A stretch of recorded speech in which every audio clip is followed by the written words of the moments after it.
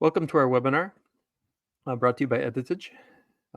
Welcome everyone from Korea or other countries that are tuning in this afternoon. And today I'll be talking about AI generated graphics and copyright.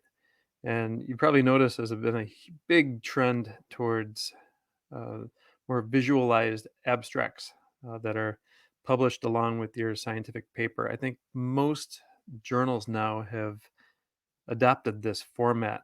And including integrative zoology, we started introducing graphical abstracts about 6 or 7 years ago, and it's been a sensation across the publishing industry that it attracts more attention to your article. It's easy to share on social media, and there's a lot of benefits which I'll get into. And I know most scientists aren't graphics designers. Yeah, we can make great figures and tables for our manuscripts, but we've had to rely more on either professional help, like from Editage, or and now with the advent of AI tools, it's possible to have AI help with illustrations, as ChatGPT and all these AI tools have really just I think revolutionized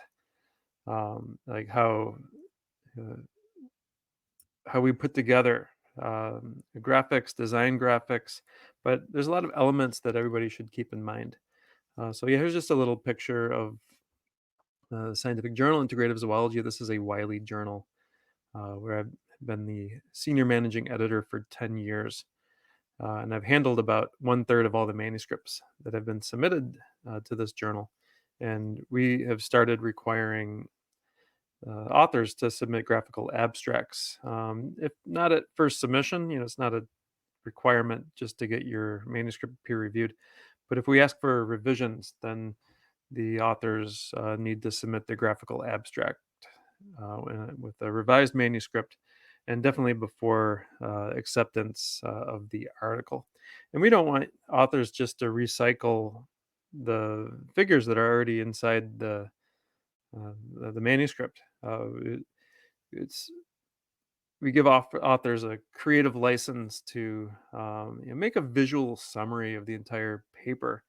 Yes, you can take some elements from a figure or a table and try to make infographic, but we prefer authors to actually be something new and unique, and something very eye-catching, so we can help promote and share the articles on social media, uh, and maybe the university you're working for, may want to do a press release, or you may have a Twitter or X, they call it now, or Facebook, and other social media outlets, even Instagram. And it's very easy to share like a single panel summary of your article. So I'm currently in Russia at the Severtsov Institute of Ecology and Evolution, Russian Academy of Sciences, but I've spent more than 10 years of my career in China. So and I've been to Korea a few times for uh, scientific conferences. So we've already got a great introduction about Editage and their cutting edge AI tools and expert services to help you along your publication journey. And more and more, we're supporting authors with creating visual components, visual summaries of their manuscripts. Even video abstracts. Some journals are asking for video abstracts, and this leads to, I think, orders of magnitude higher article views and shares on social media, increased altmetric scores and citations.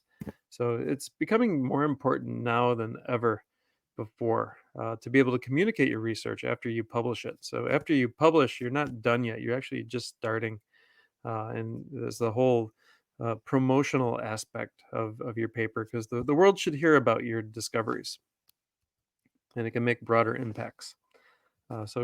Cactus has served over 800,000 clients. We published over, helped authors publish over 2 million papers. So we have a lot of expertise with putting together, well, just from manuscript editing to all the visual needs that you need, even post publication. We've been around for over 20 years, and we've partnered with a lot of scientific societies and publishers and universities. We even have an office in Seoul in Korea, so we're have a heavy presence in Asia. So here's an outline of today's workshop. Um, I've already explained a lot of the benefits of graphical abstracts. Hopefully, you can choose a journal that will publish one alongside your article. The graphical abstracts, they're not always peer reviewed, so it's up to you to get the information right. And it's published alongside the text abstract and title of your paper. And then I'll get into some design rules for having effective visual abstracts or infographics. I'm going to lump together infographics and graphical abstracts together. And then, of course, the AI is in the title of the presentation. So I have to mention AI. And there's a lot of really good tools out there. There's also a lot of free repositories for graphics, uh, like molecular biology or anatomy and physiology. There's just hundreds of thousands of graphics that you can choose from, and you can tailor them. And I think it's important that you, as the author, also get involved in um, introducing uh, human elements into the graphical abstracts, even if you're using AI tools, because that gets into copyright issues. Because if you have something that's purely AI generated, that belongs in the public domain, so it's not possible to copyright it. So it's best to actually you can use AI tools, but you should be there uh, to introduce elements of your research and tailor it to your paper. And when you introduce human elements, then you can copyright your graphics. And there's a trend towards that. And things are changing and evolving very quickly now, and I'll show you at the end of the presentation the copyright clearinghouse and how to obtain a copyright. And I would urge you to do that, just so you can protect your work. And also, if you're reusing graphs or tables from previously published materials, it's really, really easy to get permission for that. You just go to the Copyright Clearinghouse website, or you go to the original article where the published material was, and you can just click a button and fill out a form, and you'll have permission. So, and this is useful to know. So, from scientific illustration to our topic today, here's a graphical abstract. So, here is typically what a front page of a scientific publication looks like. Um, so, here we have uh, a long title. It's kind of a clumsy title. Intranasal administration of neurotoxics and toxitants in animals. Support for the olfactory vector hypothesis of Parkinson's disease. So it sounds very technical. They have long chemical names in the abstract, and probably if you're just glancing at this, you won't read the article. You'll be, oh, it's so technical. I'm not interested in this.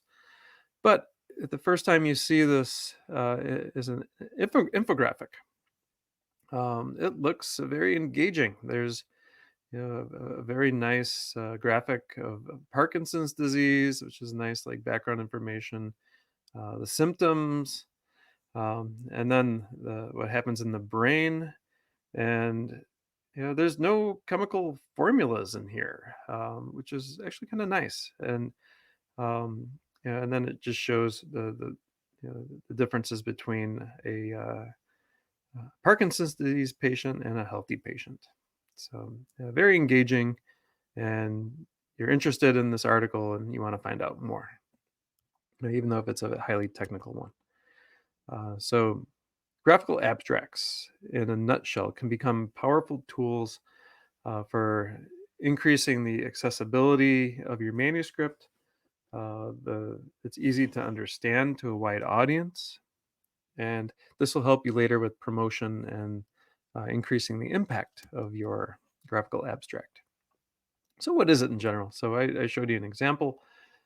Basically, it's a visual summary of your written abstract, but it's less technical. It has minimum words. At integrative zoology, um, you know, we limit the graphical abstracts to I think 500 characters, which is like 2 or 3 sentences. And um, you should be able to give an idea of what the research gap is, the main questions you're asking, and then the conclusions, like a take-home message of your paper. Uh, the key elements are pictogram-like visualizations or icons. When we publish it, there's a thumbnail preview of it published alongside the title. And you can also use it in posters, websites, and research grant applications. So, graphical abstract, once you create it, it's not just for your publication, but you can use it for uh, in other settings as well. And in general, it should be one panel image that provides a take home message of the paper. So it enables people to quickly understand the main conclusions, and they're often placed at the beginning of an article. Actually, the PDFs, they don't contain the graphical abstract.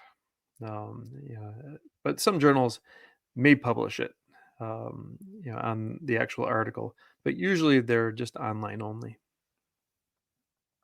And of course, they enhance the accessibility and understanding of the research, and the yearly use of an article is doubled. I think it's even more than that compared to those without a graphical abstract. And the purpose of it is this encourages people to click on your article or download your article. And it also, as we're scanning through the journals, it helps readers quickly identify which papers are most relevant to their research interests, and it has the main conclusion, the take-home message on your scientific paper. And having the graphical abstract or an infographic can widen the readership and promote interdisciplinary scholarship. And basically anyone can understand a graphical abstract. I've seen some really highly technical chemistry papers, and they are wonderfully summarized in graphical abstracts. And this helps to uh, people quickly understand your paper and make the decision whether to read it or not. So, and if you achieve this, then your graphical abstract is effective.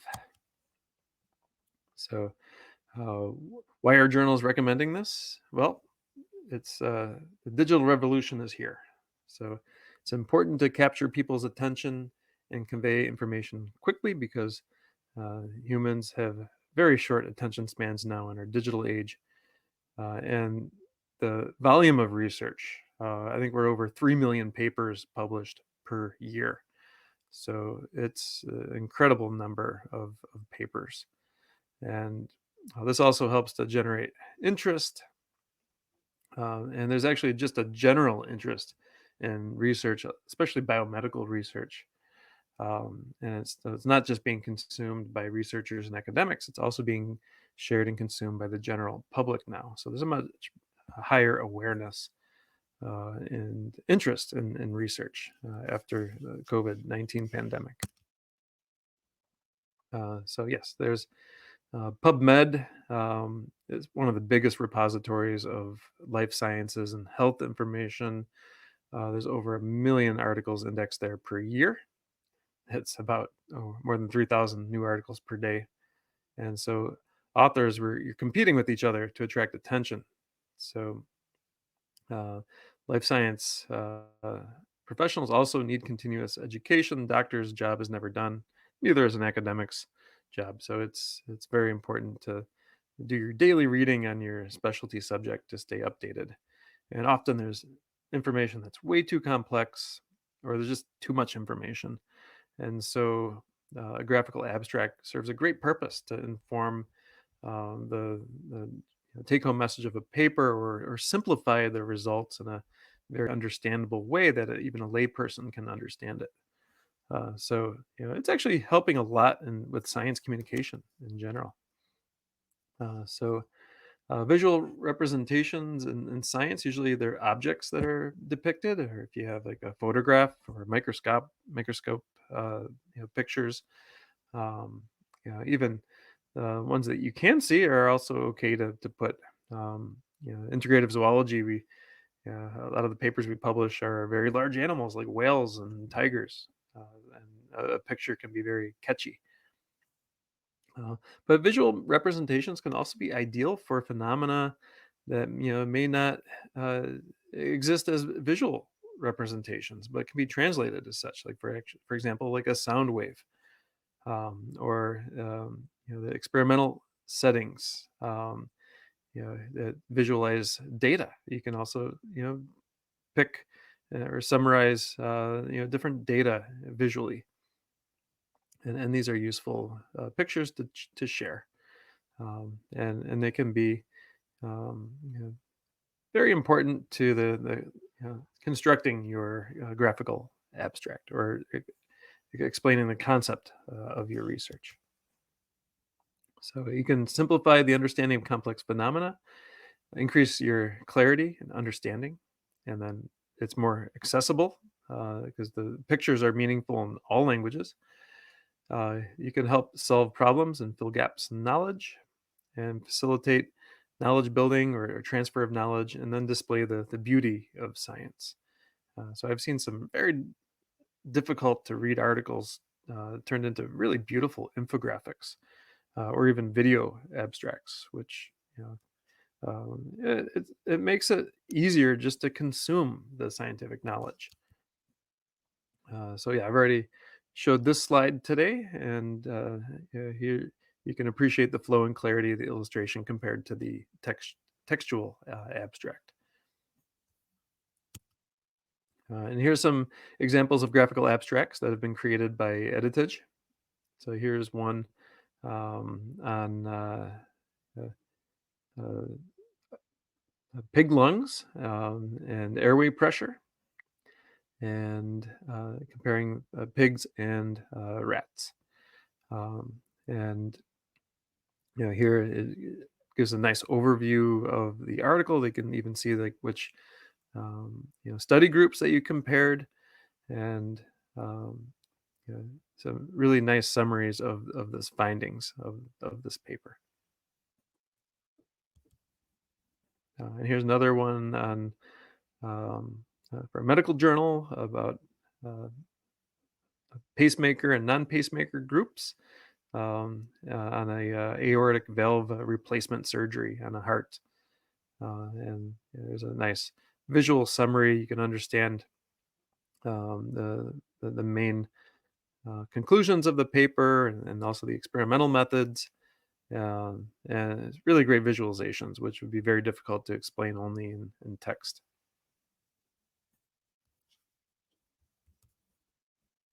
And here's another one on management of uh, industry waste in the textile industry. And this one actually does have some uh, chemicals. They don't have the chemical formulas, but they have the actual um, you know, the chemical structures, which are also nice visualizations.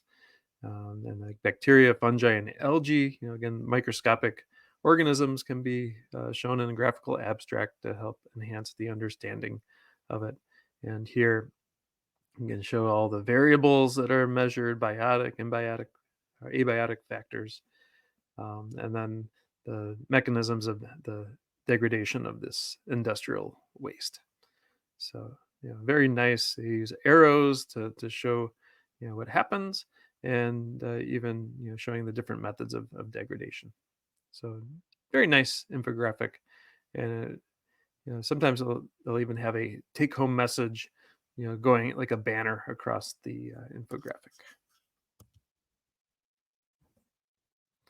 So, an effective graphical abstract will not only attract attention of your reader, but it'll also help to allow readers to screen the paper for information.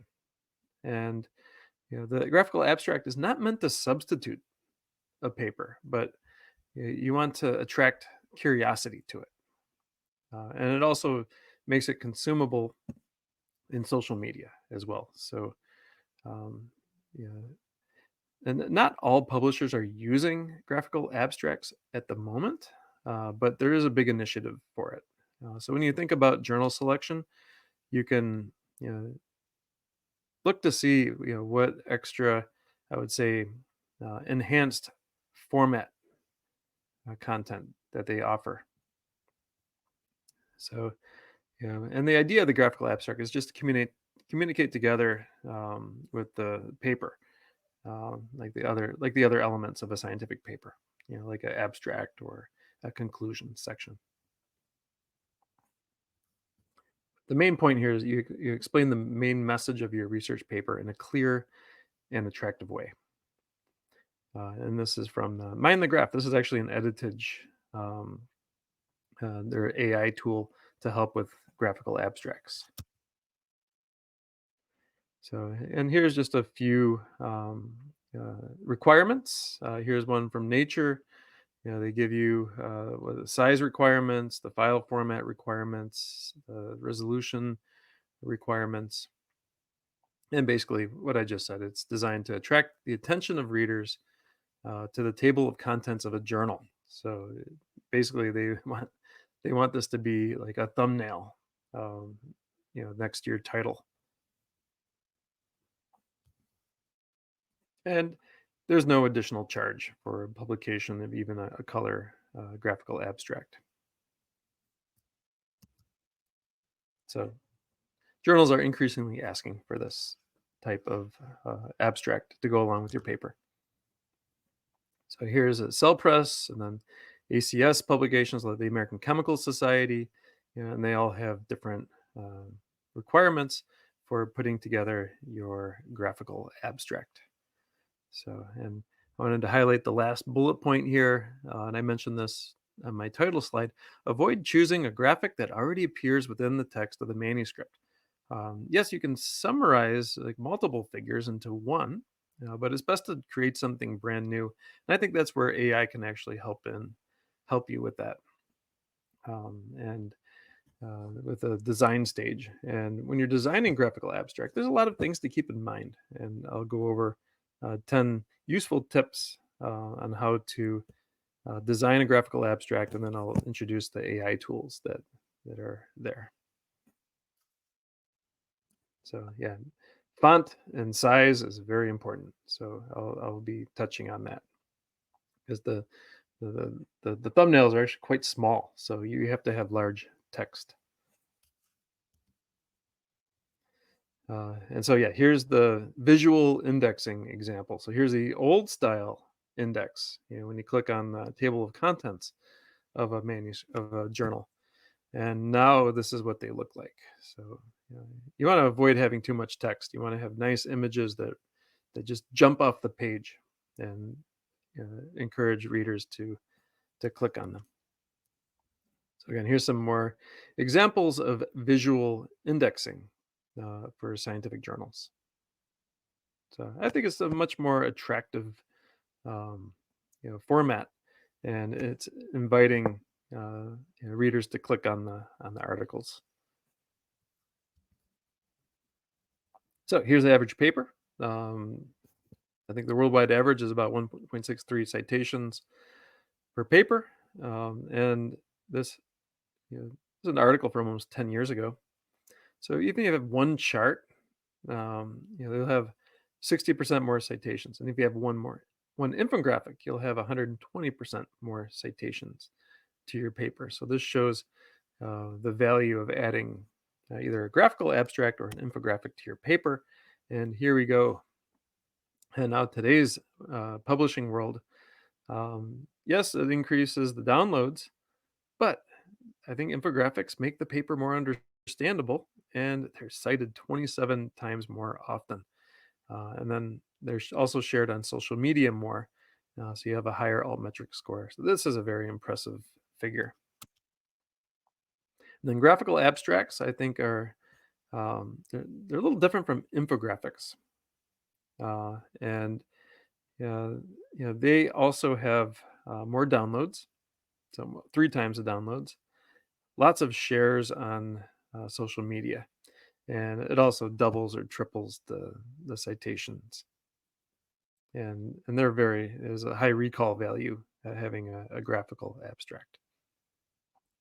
I think infographic is like a mini poster where a graphical abstract can be a really nice, wonderful summary of your entire paper.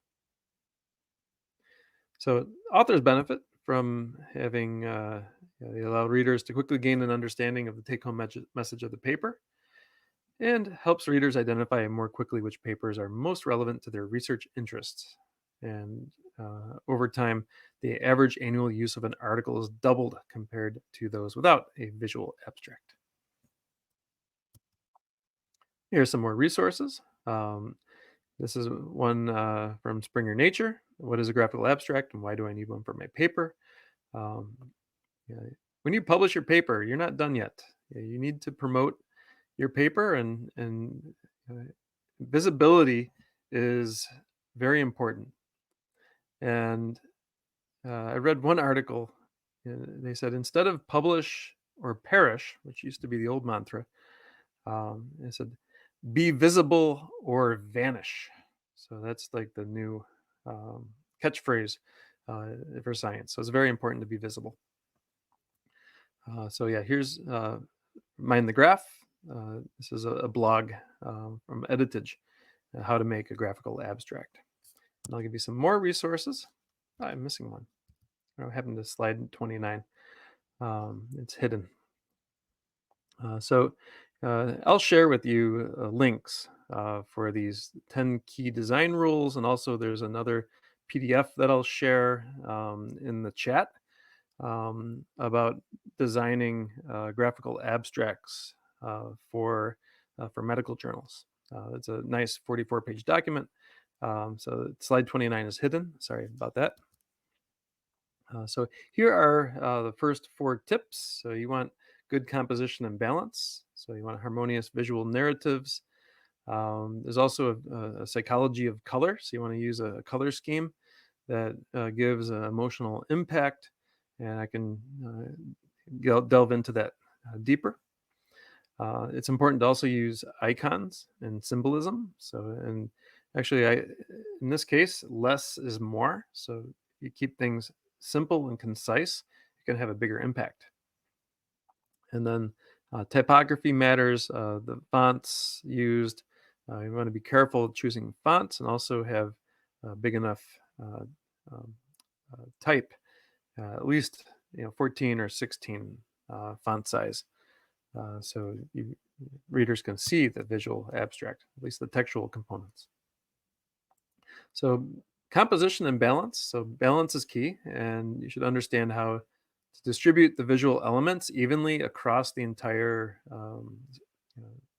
display item, the graphical abstract, to enhance its readability and aesthetics. And then there's focal points where you can draw the reader's attention to certain parts of your graphical abstract. And this can be done through the arrangement of elements that creates a cohesive narrative. And it's also important to leave some blank space as well. So this white space can help you, declutter the abstract, and you can emphasize the essential information. So again, color, I'm not going to get too into this because I'll get into more detail later. But it is also important because colors evoke specific emotions. There's like warm colors, cold colors. It also influences how viewers interpret the graphical abstract. And be mindful of cultural considerations as well when you're creating universally accessible graphical abstracts. So, and of course, consistency and contrast. It's important to be able to see and clearly read the graphical abstract. Now, with the iconography and symbolism, this you can convey the depth through minimalism. So here, less is more. So symbols and icons can succinctly represent complex ideas and enhance comprehension and retention. So, and you can choose symbols that are universally understood, and this can help enhance clarity and accessibility. And employing symbolism, you have multiple layers of meaning on a graphical abstract or infographic, and this can help you convey nuanced concepts, and thus facilitate deeper engagement with the content. So In typography, you want to put readability first, then choose a good font size, and then you can use a hierarchy, different font sizes. You you can vary the size, weight, and style to establish a hierarchy, and you can guide the reader's attention through the information hierarchy. So it's you can arrange it and with different sizes uh, and make it easy to follow. So here are some steps to create an illustration. First, you can conceptualize and have a sketch. You should invite co-authors to help out with that as well. And here the number one thing before you embark on the design of a graphical abstract, it's essential to know your message. What is the take-home message of the manuscript? So this tip is not specific to graphical abstracts, but it's also essential for producing an understandable and clear visualization of your research. So the process of defining your key message will vary. Some will start with doodling with some key visuals, and some will start by shortening the abstract. You can condense your text abstract into one or two punchy sentences that are like have some good. You can introduce some humor. You can have very nice punchy sentences, and ideally you should invite co-authors to be involved. And there's some, this is from 10 key tips. This is published on PubMed, and I'll share the link with you. And then recently developed tools such as ChatGPT might be helpful in facilitating dynamic exchange and concise summarization, like distillation of the core message.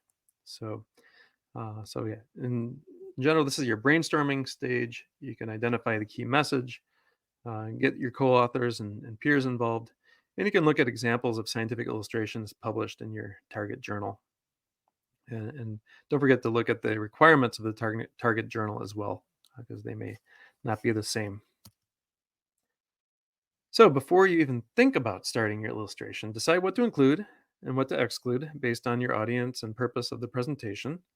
Shortlist your key findings that are relevant, and then you can shorten any descriptions to a maximum of 8 to 10 words. So it's good to have a minimalist approach.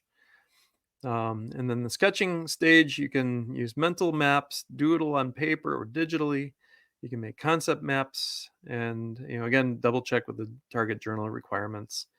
And then after you have your overall sketch, I just wanted to remind you, what is an infographic? Well, you want to give an overview of the entire topic. It's often complex, so you can choose a style. This one's explorative, where the order is random and there's like arrows and call outs, or it can be a narrative type graphical abstract or infographic, where the reader will start from top to bottom and left to right, and both are effective.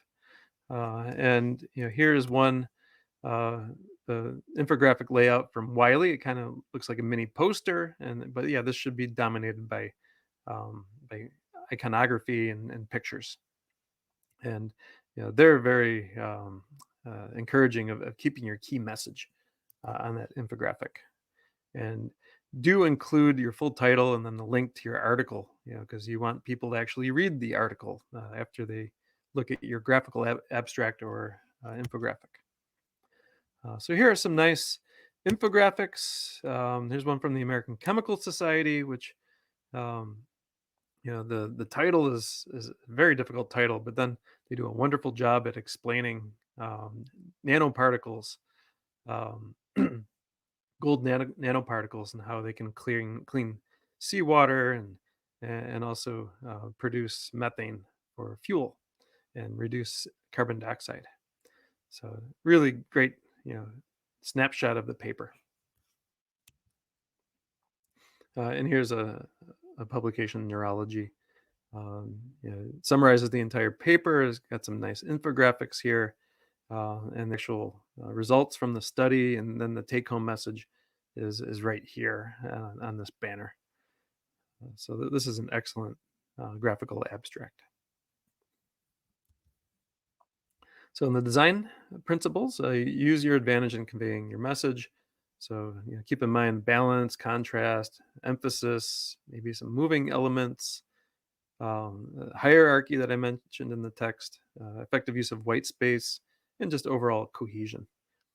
And so here are some principles of design you can keep in mind. And also keep in mind the direction of reading. And I gave you that summary of the infographic. The narrative style goes from left to right, top to bottom. So if you keep that in mind, English text is read from left to right. Or if you have a vertical column, you should read from top to bottom. I think a lot of Asian languages also read like that. And use arrows to avoid ambiguity. I showed you some sample infographics from some chemistry journals, and they do a very effective job at guiding the reader through the different elements of your graphical abstract.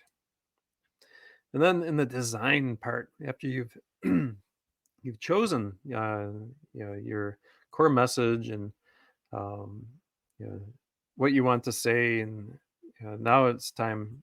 I think AI tools can be considered when making your graphical abstract. So you want to choose the right color scheme. So contrasting colors are best, and here are some colors to avoid. Avoid red and green because colorblind people cannot read it. And uh, light text on a dark background or dark text on a light background is the best to use. And for scientific purposes, using a carefully selected color palette can help you tell your scientific story well. For example, heat maps.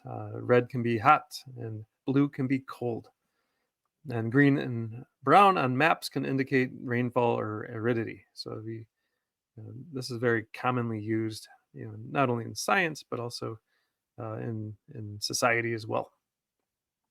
So, and again, avoid a color palette that may confuse people with color vision deficiency. And you can use opposing colors on a color wheel for better impact. So here are some high contrast colors. So this can be for your own reference and for the future when you're designing your infographics and graphical abstracts. And to create contrast or to make sure to bring across similarities, you can use different shades of the same primary color. And this can also help to convey some of um, your results in your scientific papers. So every researcher has art needs, so illustrations, schematics, image rendering, and editing. A lot of your statistical programs can help generate figures for your manuscripts, but for graphical abstract, the needs are a little bit different. So here you may want to consider other design and artwork tools and apps, and also artificial intelligence. Don't forget about font. Minimum 14 to 16 font, so you can see the font, especially when you do these visual indexing. And uh, you want to use regular fonts. So there's sans serif and serif fonts. Check with the journal requirements. Some of them might be picky on which font to use. And then the icons. A lot of these graphical abstract or artificial intelligence tools that I'll introduce very shortly have a really amazing repository of icons and visual content. So you want your images to be relevant and consistent, and also interesting and informative. And the most important thing, it's eye-catching. So use ideas and symbols that represent complex ideas in a simple and easy to understand way. And they should complement your data and your message. And you should avoid using icons in images that are too complex or too generic, or those that interfere with your data or your story that you want to tell. And there's the link I wanted to show you before. This is 10 Simple Rules for Designing Graphical Abstracts. This is on PubMed Central, and you can read on your own in your free time. And keep in mind at the refining stage, it might be good to get some AI input at this stage. So seek feedback from others, keep revising the graphical abstract until it's clear and appealing, and revisit the journal guidelines to ensure the final graphical abstract or infographic adheres to them. Now, getting to the AI tools. Here are some AI tools that are very commonly used in research presentations. A lot of these are great for making PowerPoint slides, but they can also be great at making graphical abstracts and infographics. So there's Gamma. This is for research presentations. Miro. This is an educational tool. My son has lots of classes on Miro. They have good whiteboards. They're a great way to brainstorm and organize research ideas and create interactive presentations. Then there's Dectopus.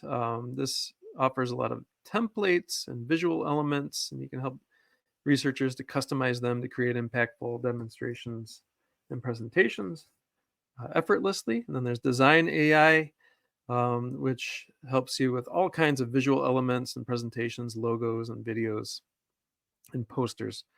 And then Presentations AI, this is great. This is a Chat GPT integrated AI system, which is great for entering text, and they suggest different slides for your presentation. And some of these can be used for graphical abstracts and infographics as well. And then this all leads to Mind the Graph. This is from Editage, and this AI tool has been trained on scientific papers and also a lot of textbooks, especially in medical life sciences fields. And there's more than 75,000 scientific illustrations to choose from across 80 plus popular fields. And the platform is very easy to use, and just about anybody can use it to create great infographics. So this is wonderful. You can even use them for figures for your papers, or for presentations, or for grant proposals, and graphical abstracts and infographics. So this is a great program to use. We can find out more about it. Our friends at Editage can explain more about Mind the Graph.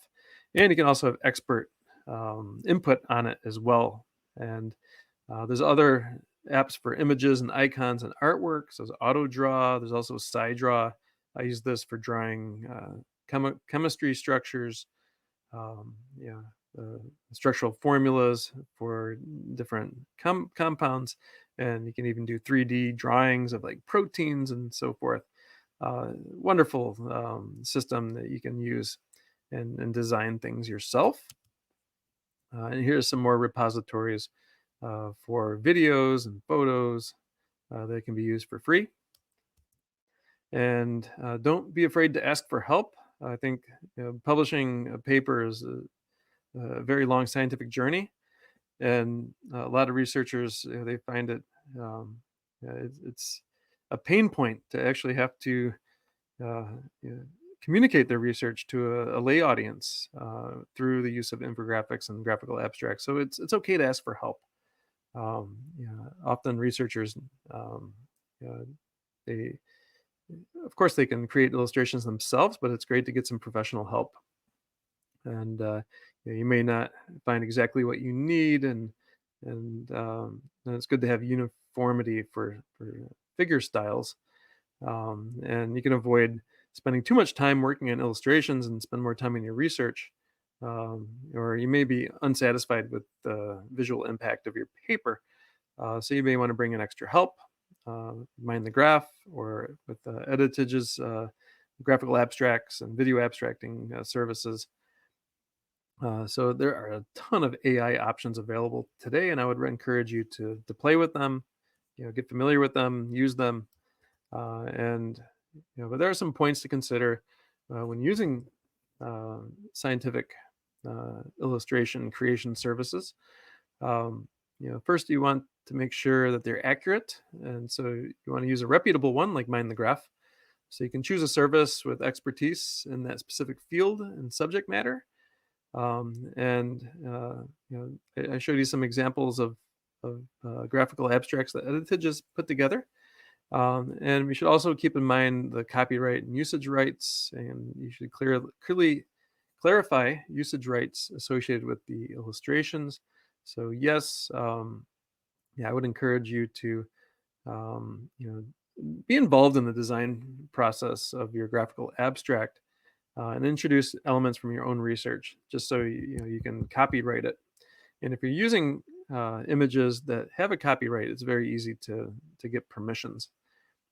So uh, using scientific illustration creation services will help you with a quick turnaround time, and we have a lot of technology at our fingertips, and we can actually ensure that the service that we provide you, you can maintain confidentiality with your data as well. And yes, you can look at the testimonials of lots of researchers that received help from like Mind the Graph and other AI tools. Keep in mind the journals also are checking, not only for text overlap, but they're also looking at image duplication as well. So you want to make sure that your graphical abstracts are original creations. Even if they are using AI tools to help generate them. So avoid plagiarism by citing other papers. If you reuse a table or figure from a previous publication or even your own work, sometimes if you use your own work again without acknowledging your earlier articles, this is called self-plagiarism. So you want to avoid that. Always acknowledge the original source. And if you want to reproduce any tables or figures for any article, you can go to the original source article and just click on request permissions. And this will take you to Copyright Clearinghouse.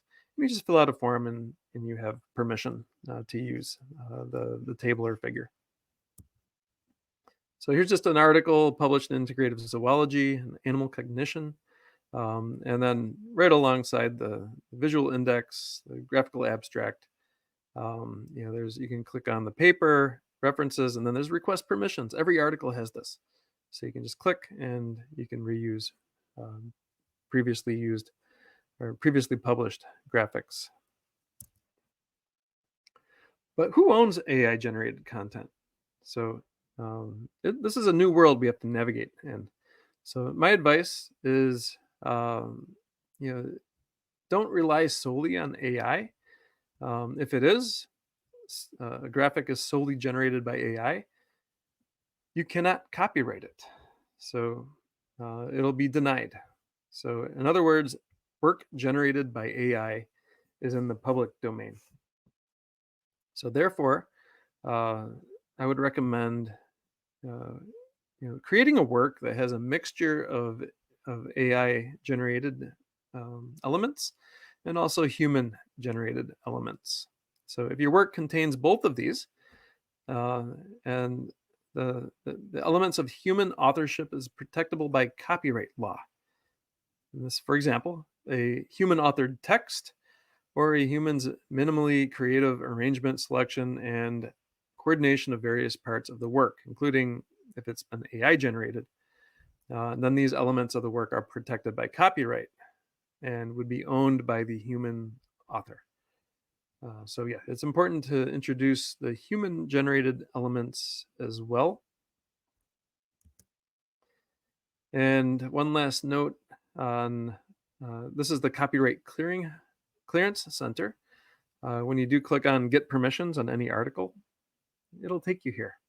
And now, like, this is our homepage, www.copyright.com, and AI is really front and center, and they have a lot of great explanations about what needs to be copyrighted and how to get permission from AI assisted works. And then a responsible AI system will be able to actually license that content. So you can either get permission or you can just copyright your own work. So these are important things to keep in mind, and this is evolving very, very fast. This is the homepage is totally different from what I clicked on even just a few months ago. There's uh, they just say it flat out. Responsible AI starts with licensing. So get your works copyrighted. So to summarize today's presentation, graphical abstracts are really starting to play a fundamental role, uh, and it's very important now in scientific communication and also dissemination of the knowledge and also attracting attention to your paper. And there's you can have an order of magnitude more citations from having a good graphical or abstract or an infographic. And there's also the altmetric score, the media attention that's attracted to your paper, and it helps you be competitive in this ocean of information. There's over 3 million papers published every year, so this will help your work stand out. So you want to consider both artistic elements of your graphical abstracts that I covered, the composition and balance, the color psychology, choosing good iconography and symbolism, and also the typography, and then the design thinking. You need to strategically structure and present your infographic and graphical abstract so that the key takeaway topics stand out. Don't be afraid to tinker with the AI tools and also ask for professional support. There's a lot of practical guidance and tips and tools. There's the top 10 tips on graphical abstracts. And then there's another link I'll share with you in the chat about creating effective medical graphical abstracts. So these tools are all designed to create a great graphical abstract, and you should consider these when you bring in professionals to support you. And you should know how to obtain copyright protections and permissions for all works, including AI-assisted works with human elements. And keep in mind that pure AI is in the public domain. There's no copyrights with purely AI-generated content. So with that, I'd like to show you this slide for further reading. You can click on these links about helping you with your design issues and creating excellent visual abstracts and summaries of your scientific papers. So with that, I'd like to thank you for your